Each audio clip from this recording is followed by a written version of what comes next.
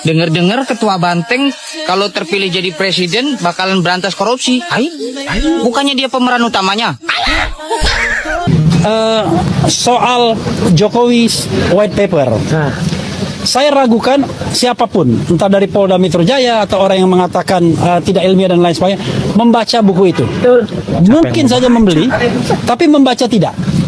Bagaimana Anda bisa mengatakan sebuah buku ilmiah atau tidak kalau Anda tidak membacanya? Nah, kalau Anda membaca, maka mudah-mudahan Anda seperti Dr. Ridho Rahmadi yang sangat surprise dan mengatakan bahwa tulisan itu pantas diganjar dengan gelar doktor. Betul nggak melihat apa yang dia lakukan 1 tahun ini. Oke. Saya pernah menonton secara serius apa yang dia bicarakan saat bicara AI misalnya, AI.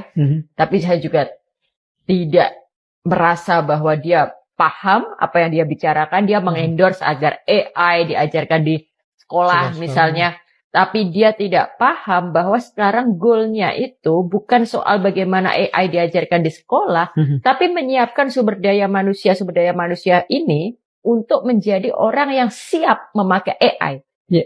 Misalnya kita mengajarkan cara pakai AI yang sekarang. Tahun depan AI-nya sudah berubah. Jadi yang harus disiapkan sumber daya manusianya, dididik dengan benar. Nah, dia nggak pahamnya kayak gini.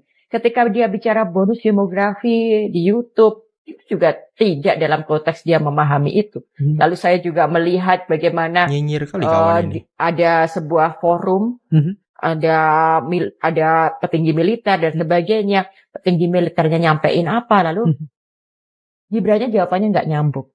Halo pemirsa di seluruh Indonesia, kali ini saya mau spill Oki Madasari. Saya terus terang saja agak sedikit terganggu dengan segala aktivitas Mbak yang satu ini. Kenapa? Sebagai sastrawan dan sosiolog, tapi kerjanya kok ngata-ngatain, kerjanya nilai-nilai Gibran, ya, kemudian ngomong-ngomongin Jokowi mulu.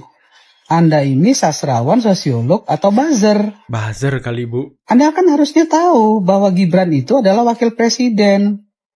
Yang punya polpen, yang punya bolpen itu Prabowo presiden. Dia akan jalan, dia akan kerja kalau diperintah presiden. Dan Anda tahu bahwa setahun ini Anda bilang Gibran nggak melakukan apa-apa, berarti Anda buta. Anda nggak melihat.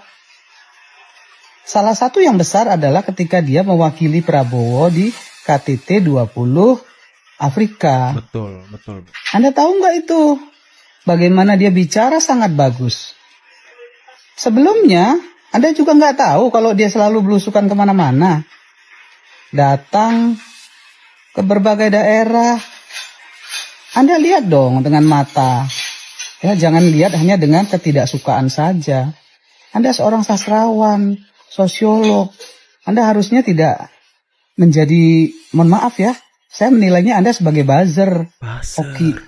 Saya lihat di mana-mana Anda selalu jelek-jelekin Gibran. Ya seolah-olah dia anak SD yang nggak tahu apa-apa. Anda harus paham loh. Dia pernah jadi wali kota.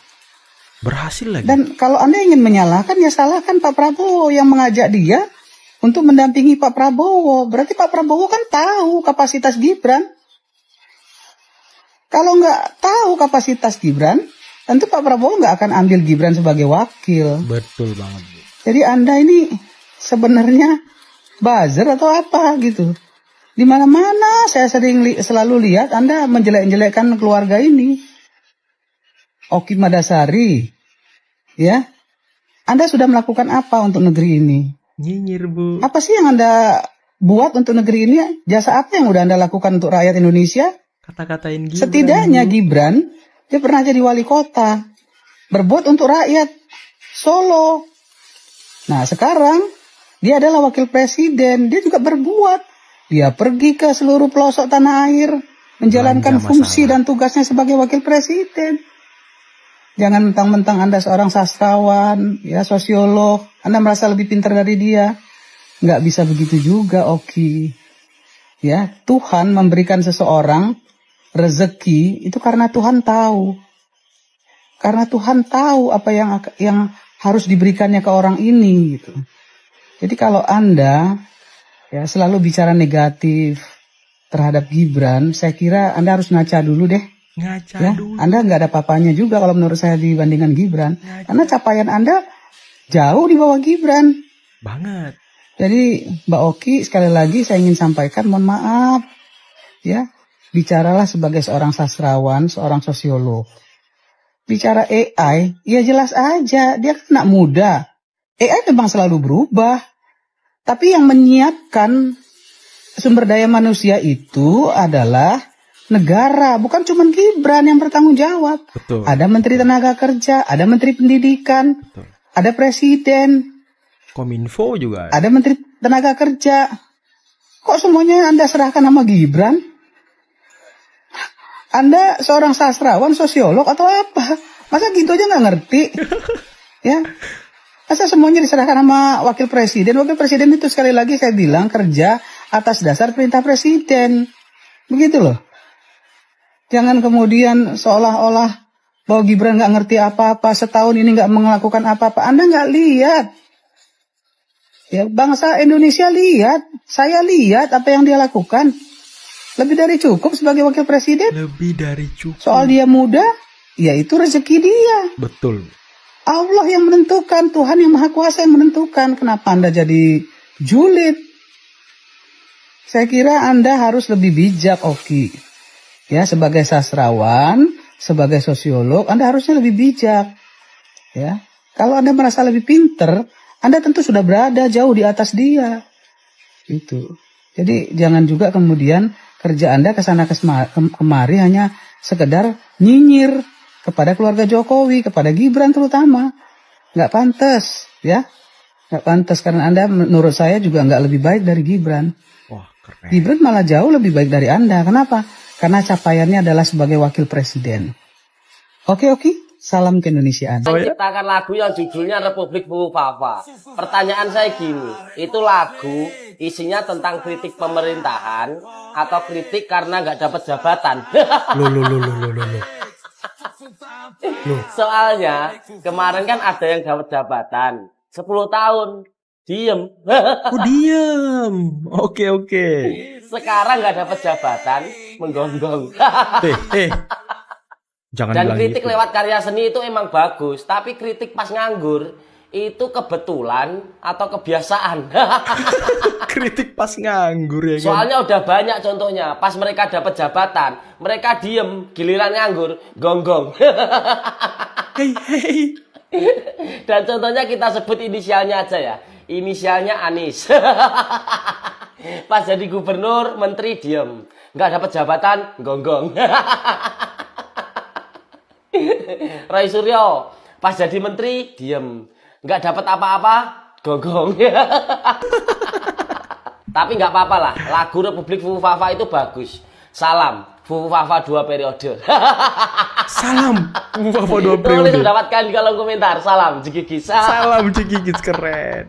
Uji independensi terkait uji forensik terhadap 4 dokumen utama, bukan hanya bukan hanya ijazah, termasuk yang lainnya. Dokumen kedua adalah transkrip nilai yang ditunjukkan oleh Dirtipidum tanpa otoritas, tanpa tanda tangan, tanpa stempel, dan diungkapkan pada sidang KIP 17 November 2025 bahwa yang disita adalah transkrip nilai sarjana muda untuk keperluan yudisium sarjana muda. Dokumen ketiga adalah lembar pengesahan pembimbing skripsi. Dokumen keempat adalah laporan KKN yang katanya tidak ada dimiliki oleh UGM. Begitu, Bang. Nah, Prof. Hipnu, akan ada permintaan uji forensik ya nanti terhadap dokumen dari kubu Roy Suryo dan teman-teman. Nah, apakah kali ini ada menilai permintaan ini akan dikabulkan? Karena sebelumnya gelar perkara khusus dikabulkan oleh persidangan. Nah, apakah kali ini akan dikabulkan menurut Anda, Prof. Hipnu? Tampaknya agak sulit ya. Kalau menurut saya memang tidak sepantasnya begitu. Tapi itulah Megawati. Tapi yang lucunya Om, ini kan oke lah soal Jokowi tadi Gibran sehingga udah bangun bersama, kemudian terakhir ditelikung. Ya 2 tambah 2 5 sakit hati, oke lah kita bisa pahami. Tapi kenapa Bu Mega nggak sakit hati sama Pak Prabowo? Yang usernya, yang maksudnya yang presidennya Gibran. Kalau Pak kan harusnya Pak Prabowo juga terlibat dalam sebuah skenario. Dan seperti ini. Dan dulu juga kalau ingat batu tulis ya Pak Prabowo yang dirugikan kan. Betul. Harusnya kan dukung Pak Prabowo. 2014. Iya. Kenapa Bu Mega nggak punya perasaan yang sama terhadap Pak Prabowo yang ibaratnya usernya Gibran. Makanya pertanyaan ini kan seharusnya lebih tepat ditanyakan langsung ke Mbak Mega. Saya hanya bisa menganalisa dari hal-hal yang saya pernah rasakan, kan? Sebenarnya bahwa itu kan pernah pernah waktu batu tulis tuh ya. Kan saya udah bilang, waduh, ini lo kira nih, ini kontrak politik, saya bilang gitu. Lo kira ini kontrak dagang? Nah, dia tanya-tanya, kan tanya gitu. Saya kok yang bilang sama dia, saya bilang, ini dulu udah nggak mungkin gitu kan. Saya, Mas Eros, saya ini sudah lihat, sudah tanda tangan kok gitu. Ini politik, gitu. Itu Prabowo gitu, tanya aja Prabowo, ya kan. Kalau kamu sempat wawancara, tanya Mas Eros ngomong ini betul nggak gitu. Berarti Pak Prabowo percaya dengan itu dari awal berarti, Om? Waktu batu tulis, iya percaya. Itu akan kejadian gitu. Iya. Sebagai komitmen gentleman agreement. Iya. Jadi dianggapnya itu kayak Lord Sepana di Inggris gitu. Yang bisa ada tangan apa ada itu enggak lah, saya bilang gitu. Dan ternyata Lord mana? Nah, ternyata begitu ya. Jadi hal yang sebetulnya ini apa sih? Jadi maksudnya artinya kalau saya lihat ada karma berputar gitu. Ya udah, ya ini celakanya saya pengen nanya itu nantilah generasi si Puan ya sama si AHY ini ya. Kalian yang bener lah gitu. Yang dari peninggalan bapak-bapak kalian lupakan semua itu ya. Karma berputar ini maksudnya Bu Mega juga pernah dalam konteks melakukan pengkhianatan juga gitu Om. Sehingga dia juga